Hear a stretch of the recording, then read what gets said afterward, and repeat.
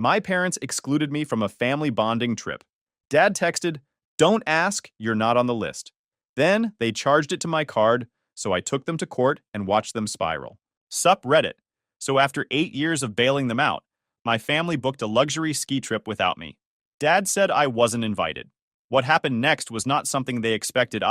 32 male, work as a fleet operations supervisor for Medline Logistics, a regional medical supply distributor based out of Denver. Fancy title for a guy who makes sure refrigerated insulin shipments don't spoil in a broken-down truck outside Cheyenne at 3 a.m. I manage route optimization across 11 states and coordinate emergency medical deliveries. My salary is comfortable. 6 figures, nothing crazy. My corporate card has a $45,000 limit for operational flexibility, and I've never once abused that privilege. My older brother Brennan is 37. He's a real estate agent, which sounds impressive until you realize he's been about to close a huge deal for the past 6 years. Every time the market shifts, he pivots. Every time commissions dry up, he's got a new strategy. What he actually has is a talent for making failure sound like entrepreneurship. My younger sister Macy is 31. She's a freelance event coordinator.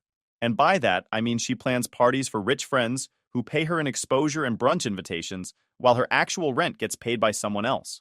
Her Instagram bio says, "Creating memorable moments," which is ironic because the most memorable moments she creates are the ones where she asks for money at 11 p.m. on a Tuesday.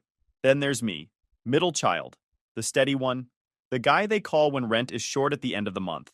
Over the past 8 years, I've given Brennan roughly $18,000 in loans that never got repaid, security deposits after breakups, car repairs after accidents that were somehow never his fault, emergency cash when his credit cards got maxed funding lead generation campaigns that generated exactly 0 leads.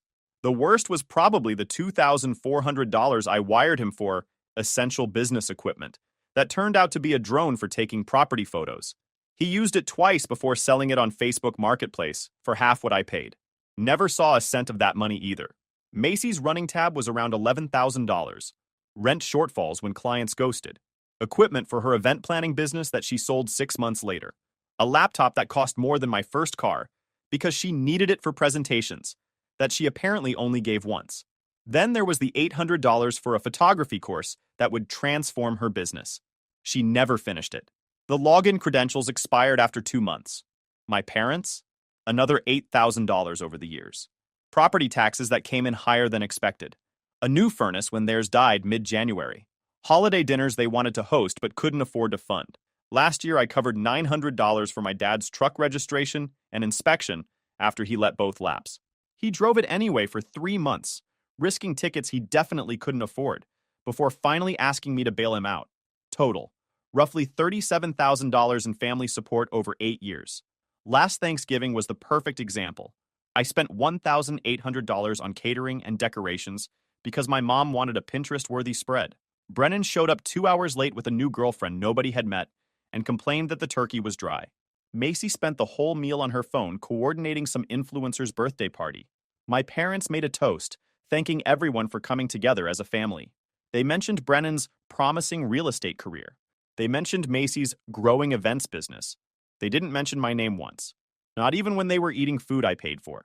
I sat through that dinner with a tight smile, because I was taking notes. It was a Tuesday night in early November when my phone buzzed with a notification from the family group chat.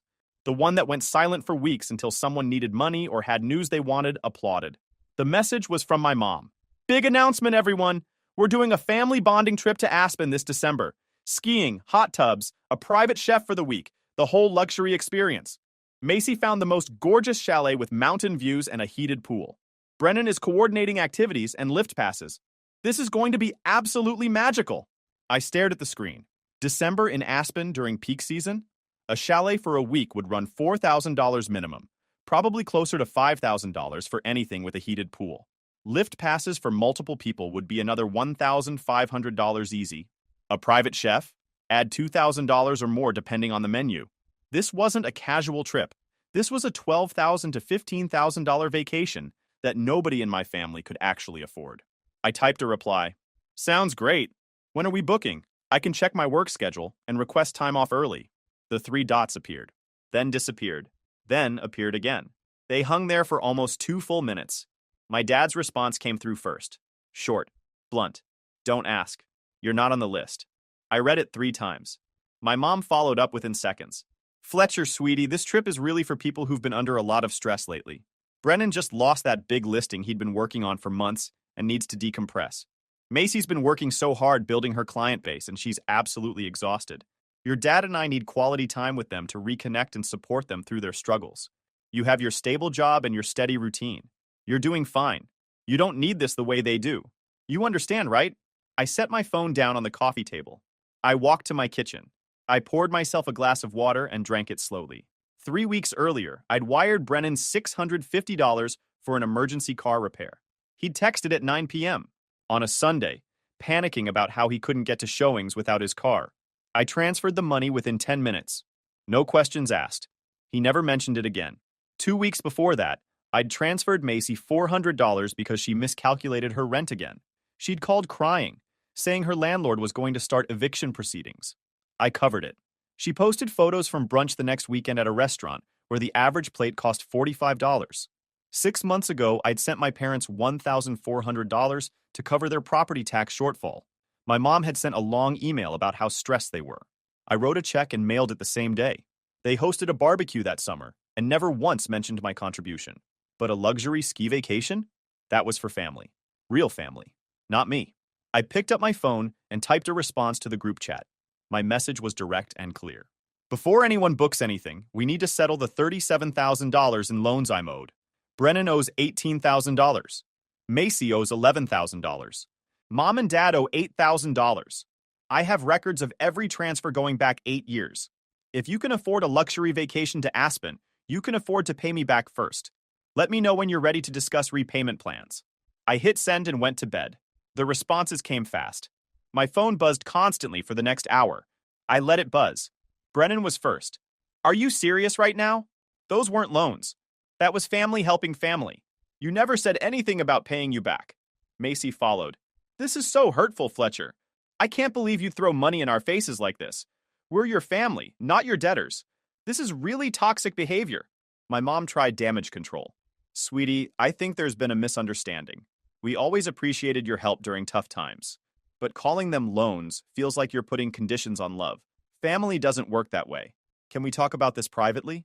My dad was blunt. You're out of line. Nobody owes you anything. If you gave money freely, you don't get to demand it back years later because you're upset about a vacation. Grow up. I read every message the next morning over coffee. Then I opened my banking app and documented every single transfer I'd made.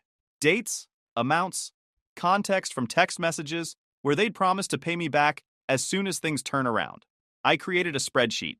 Clean, professional, undeniable. Then I opened my corporate card app to freeze the account as a precaution. That's when I saw it. A notification I'd missed during the night. A charge alert from my card issuer. The kind that triggers automatically for transactions over $500. Aspen Peak Lodging, $8,500. My hands went cold. I scrolled down. Another charge. Summit Pass Ski Co., $1,450. Another. Alpine Private Chef Services, $3,200. Another. Aspen Luxury Transportation, $2,800. Another.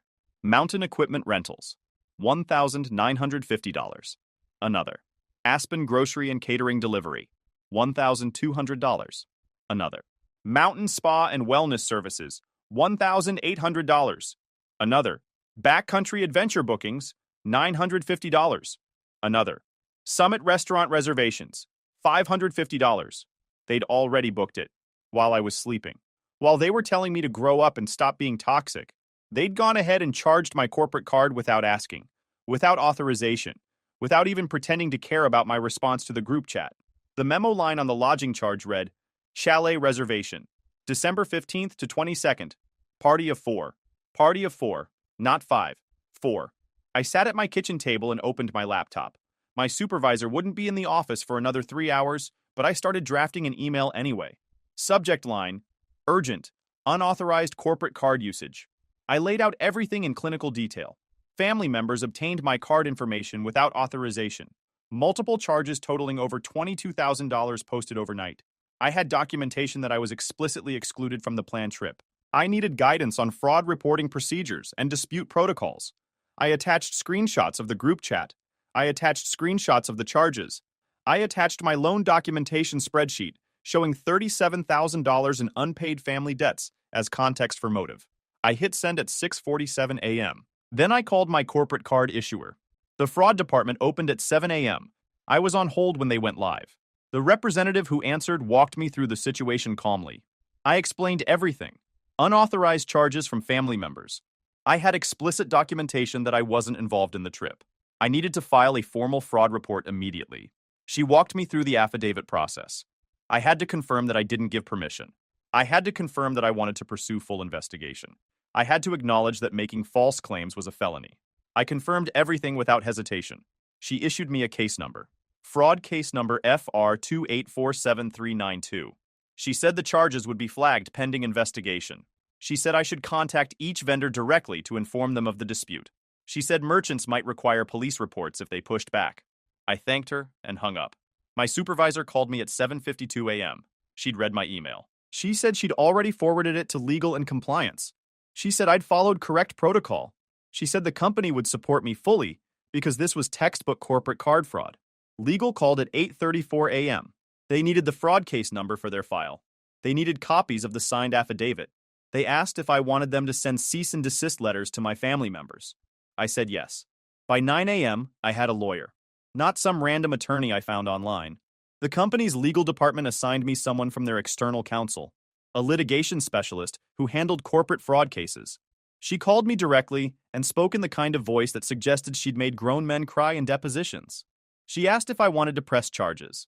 I said I wanted every option on the table.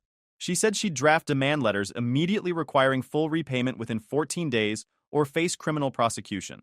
She said the letters would go out via certified mail by end of business today. Then she said something that made everything click into place. Fletcher, unauthorized use of a corporate card isn't just theft from you.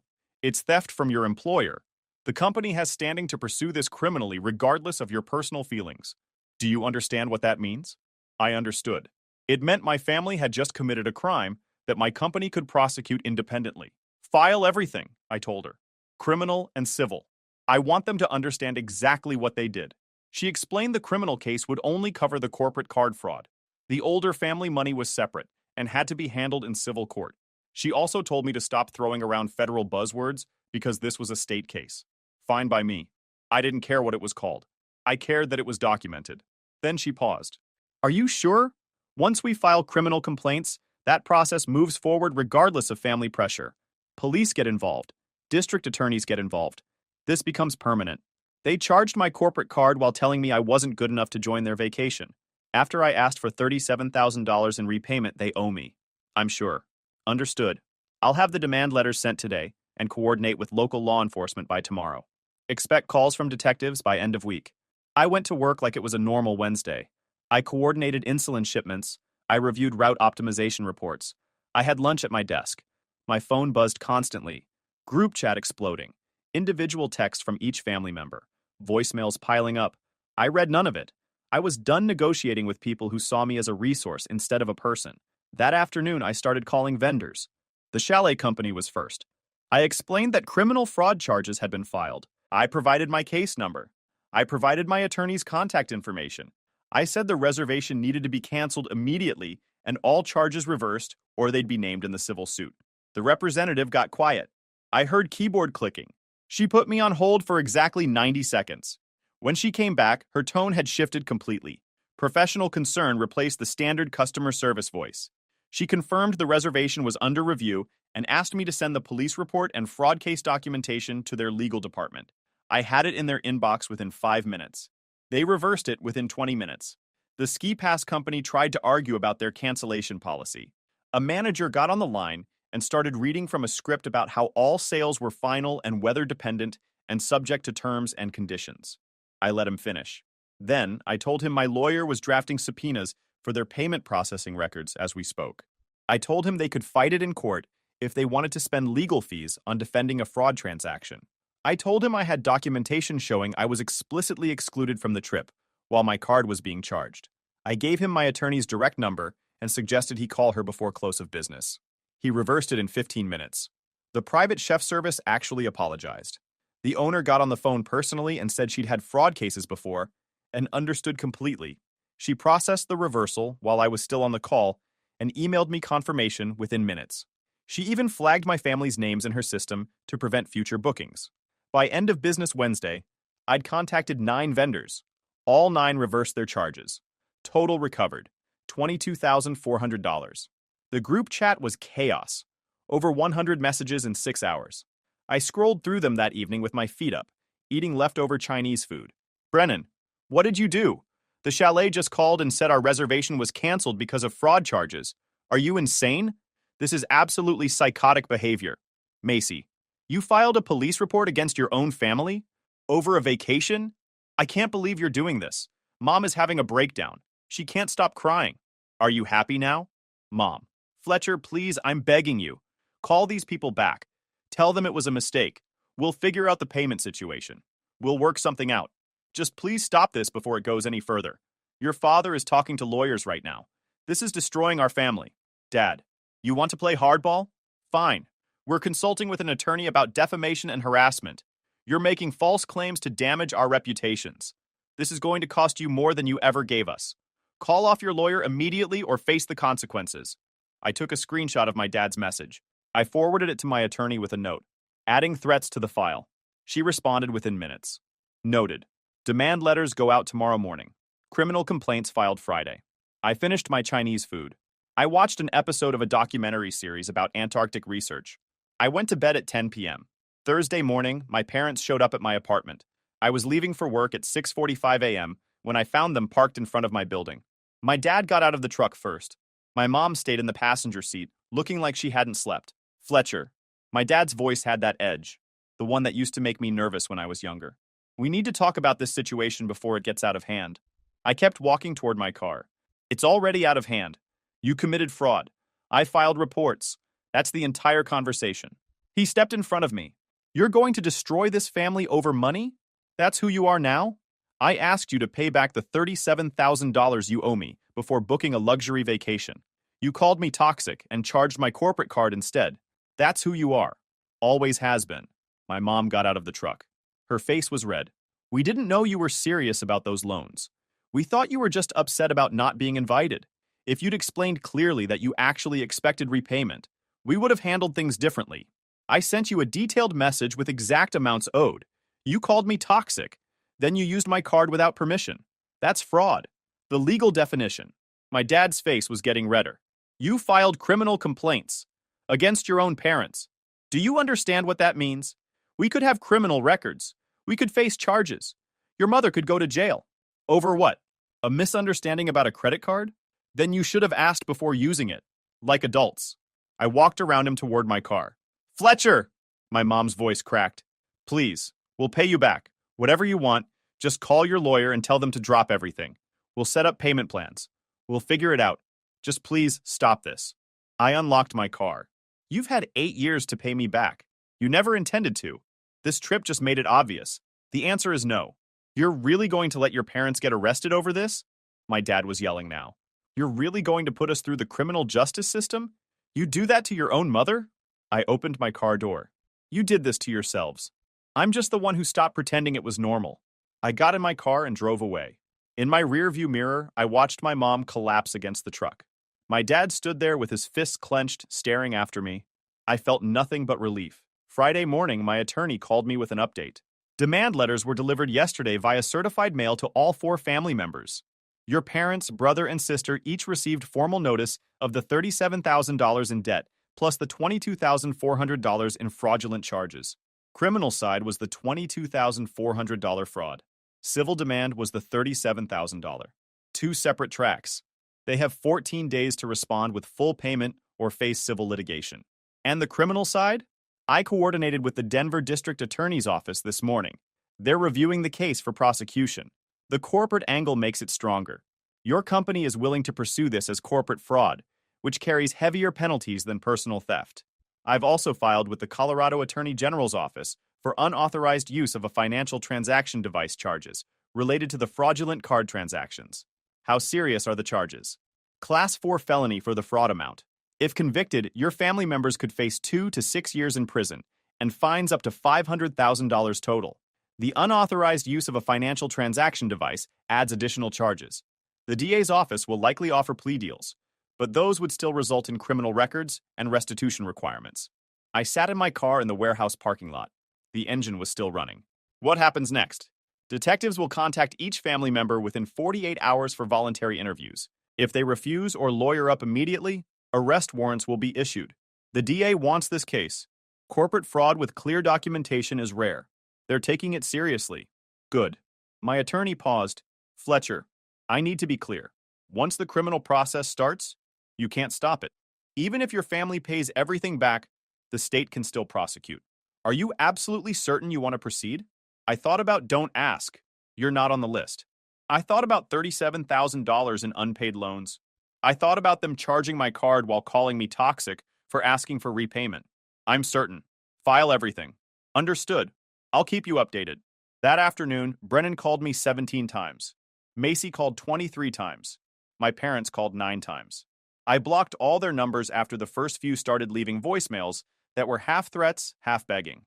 The only voicemail I saved was from my dad. His voice was shaking. A detective just called me. He said I'm a suspect in a felony fraud investigation. He wants me to come in for an interview. Fletcher, what have you done? This is insane. Call me back immediately. We need to fix this before it's too late. I forwarded it to my attorney. She replied, Good. The wheels are turning. Friday evening, I got home from work to find my brother waiting outside my building. Brennan looked terrible. Unshaven. Dark circles under his eyes.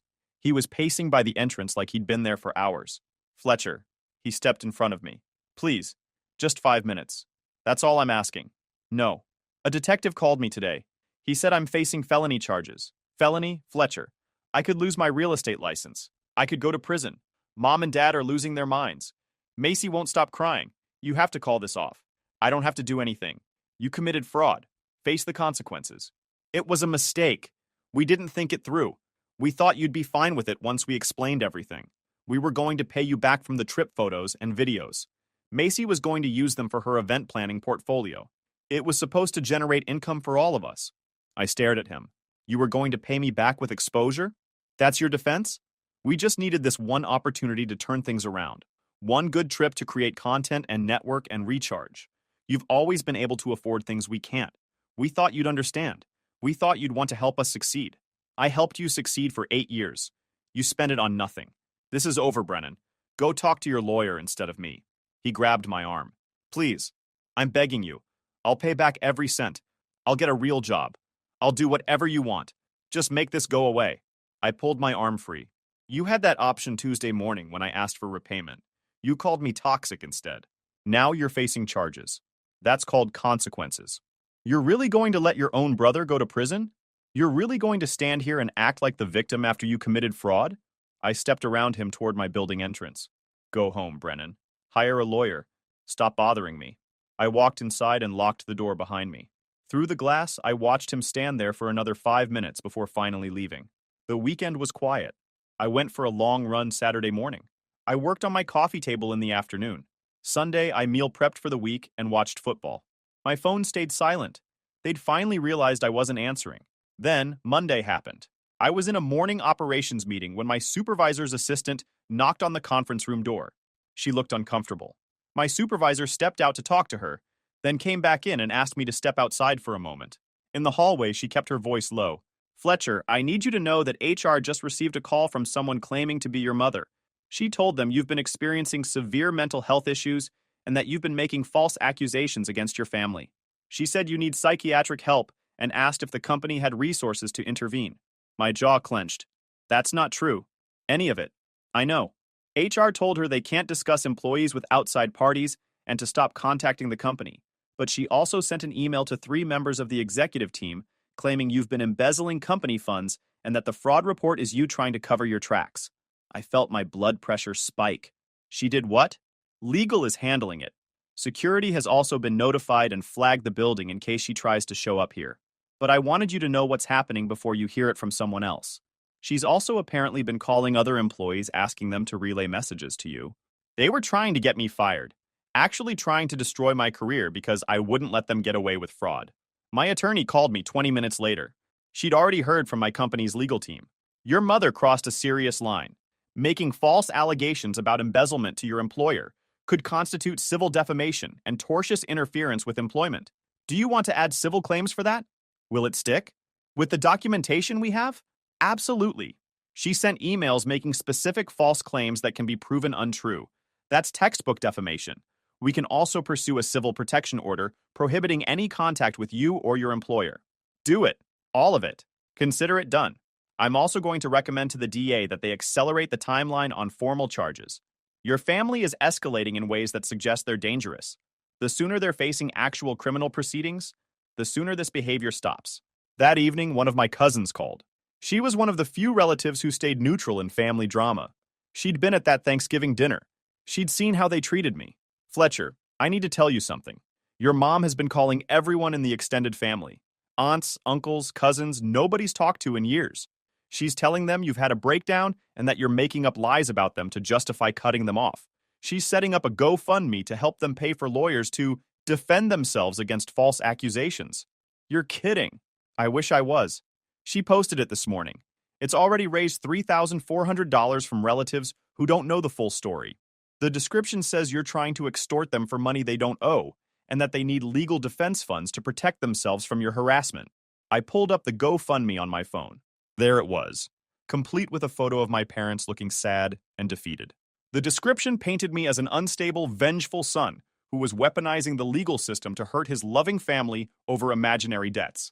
The comments section was filled with relatives I barely knew offering support and sympathy. Several suggested I needed serious help. One aunt I hadn't seen in 15 years called me evil. I screenshot everything. I sent it to my attorney. Her response was immediate. This is fraud. They're raising money under false pretenses. I'm contacting GoFundMe's fraud department and adding wire fraud to the criminal complaints. This just got significantly worse for them. Monday night, my attorney called with an update that almost made me smile. GoFundMe shut down their campaign within 2 hours of my report. They're refunding all donations and investigating for criminal fraud. Your mother's phone number and email are now permanently banned from their platform. I've also filed an emergency motion for a temporary civil protection order. The hearing is Wednesday morning. If granted, your family will be prohibited from contacting you, your employer, or anyone associated with your workplace. Violations carry immediate arrest. And the criminal charges? The DA is filing formal charges Thursday. All 4 of them will be arraigned within 2 weeks. The addition of civil defamation claims and fraud charges related to the GoFundMe significantly increased the severity. They're looking at enhanced penalties now. Wednesday's protection order hearing was brief. The judge reviewed the evidence, the group chat, the fraud charges, the emails to my employer making false embezzlement claims, the GoFundMe scam, my dad's text saying he'd handle it in person after I blocked their numbers. The judge granted a temporary protection order immediately, then scheduled a permanent order hearing for 2 weeks later. When that hearing came, with my family unable to dispute any of the documented harassment, he made it permanent. 3 years. My entire family was now legally prohibited from coming within 500 feet of me or contacting me through any means. The judge's final comment before dismissing court stuck with me. This is one of the clearest cases of financial abuse and harassment I've seen in this courtroom. The petitioner showed extraordinary patience before taking legal action. The respondents have demonstrated a pattern of exploitation that fully justifies this order. Monday morning, my attorney called again. 3 of them accepted the plea deals. Your mother, sister, and brother signed this morning. They'll be formally sentenced next month. Your father refused. He's going to trial? Apparently, he believes he can convince a jury that this was a misunderstanding. His lawyer tried to talk him out of it, but he's adamant. He thinks he can argue that you gave implied permission by providing your card information previously. I never gave permission. I gave my card number to my mom for a specific catering order. She saved it without authorization. I know. That's what makes his defense weak. But he's convinced he can win. We're heading to trial in 8 weeks. 8 weeks of preparation. 8 weeks of my father doubling down on his entitlement instead of accepting responsibility. The civil suit moved forward in parallel. Since 3 of them accepted criminal plea deals that included restitution requirements, their lawyers offered to settle the civil suit for the exact amounts owed. My mom would pay $8,000 plus her legal fees. Brennan would pay $18,000 plus his legal fees. Macy would pay $11,000 plus her legal fees. I accepted their settlements on one condition: full payment within 90 days, or the civil suit proceeds with additional penalties.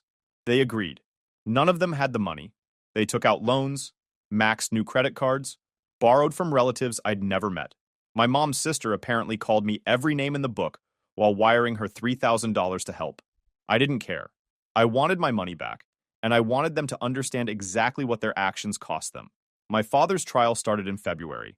I testified on day 2. My attorney prepped me thoroughly. I answered every question honestly. I provided documentation for every claim. I never raised my voice. I never showed emotion.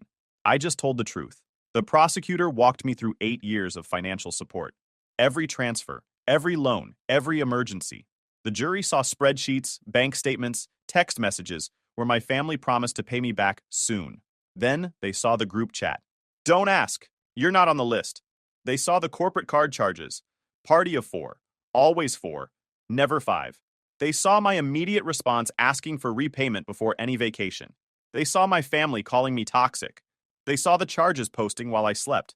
The prosecution also showed the jury the GoFundMe scam, the emails to my employer, the pattern of escalation after I refused to back down. The prosecutor methodically demonstrated how my family responded to accountability by trying to destroy my reputation and career. One juror, an older woman in the front row, shook her head visibly when they showed the screenshots of my mother's emails, claiming I was embezzling company funds. Another juror, a middle-aged man in business attire, took detailed notes during my testimony about the 8 years of unpaid loans. My father's lawyer tried to paint me as vindictive, as someone who gave money freely and then demanded it back out of spite, as someone who weaponized the legal system against his own family over a simple misunderstanding. The prosecutor destroyed that narrative in closing arguments. The defendant didn't commit fraud because of a misunderstanding. He committed fraud because he believed he was entitled to his son's resources without permission. When his son finally said no, he took what he wanted anyway. That's not a misunderstanding. That's theft. And when his son pursued legal accountability, the defendant and his family tried to destroy his career and reputation. That's not the behavior of innocent people caught in a misunderstanding. That's the behavior of people who've been exploiting someone for years and got caught. The jury deliberated for less than 4 hours. Guilty on all counts. My father was sentenced to 2 years in state custody, 3 years probation after release, and full restitution of his portion plus court costs. His lawyer filed an appeal that went nowhere. He served 18 months before being released on good behavior. I heard about it through my cousin. I didn't attend the sentencing. I didn't visit him in jail. I didn't care. It's been 3 years since Aspen. My mother, brother, and sister completed their probation requirements. They paid back every cent they owed through garnished wages and payment plans that destroyed their credit. My mom had to sell her house and move into an apartment. Mom divorced him while he was inside. She told people she did it for peace, but the real reason was simpler. He refused every off-ramp, turned a theft case into a felony conviction out of stubborn pride, and left her holding the financial wreckage. She wasn't rebuilding her life with him attached to it. Brennan lost his real estate license and works in insurance sales now. Macy gave up event planning and works retail. They hate me. That much is clear from the family members who still talk to both sides. Every holiday brings new stories about how I destroyed the family, how I chose money over love, how I'm the villain in every version of the story they tell. I don't care. My father got out of jail and moved to Arizona. He lives with his brother and works part-time at a hardware store. He's barely making ends meet. His criminal record makes employment difficult. His pride makes reconciliation impossible. Last month, he called me from another unknown number. I almost didn't answer, but something about the timing felt important. His voice sounded old, tired, defeated in ways prison couldn't explain. He told me he'd been thinking about everything, about Aspen, about the trial, about 3 years of consequences. He said he understood now why I did what I did. Then he said he needed help. Medical bills from a procedure he couldn't afford. His brother was kicking him out. He needed $2,500 to cover first month's rent and deposit on a new place. He said he wouldn't ask if he had anywhere else to turn. I let him finish. Let the silence stretch exactly long enough to hurt. Do you remember what you texted me before Aspen? Silence on his end. Don't ask. You're not on the list. He started to say something. I cut him off. You're still not on the list. Don't call me again. I hung up, blocked the number, deleted the voicemail. Then I went back to the coffee table I was refinishing in my garage. The new one. The one where all 4 legs were perfectly even. If you enjoyed this video, please hit that subscribe button. It really helps the channel and help us bring you more and better stories. Thanks.